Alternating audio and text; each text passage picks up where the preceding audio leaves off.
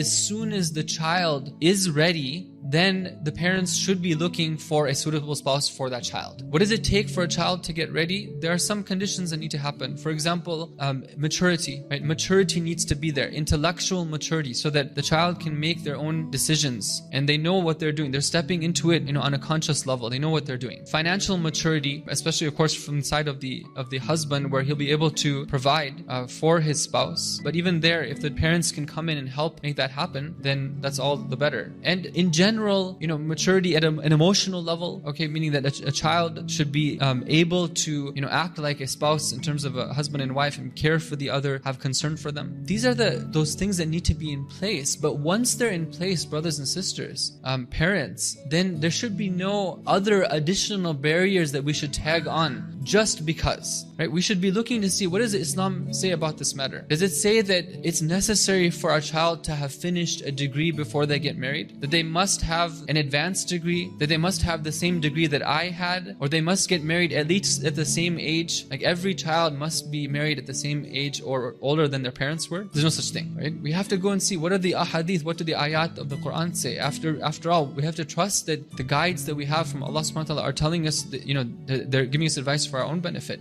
They say that we should be looking to get married young. And what that means is that as soon as the conditions are there, of course as parents, because it's our responsibility, we should be learning these things. As soon as those conditions are in place, then we should be looking to have our child married.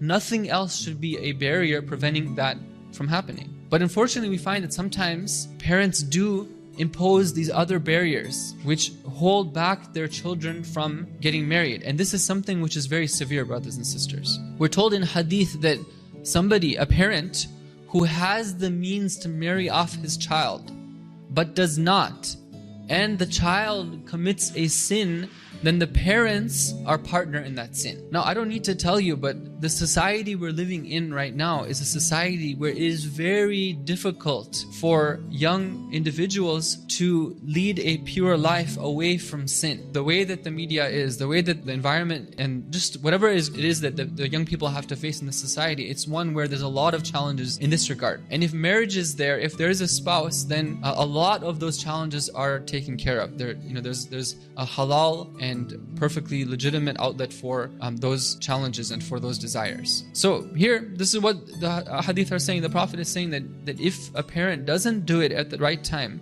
and a sin occurs, which it will occur, then the parents are partners in that sin. Wherever you are.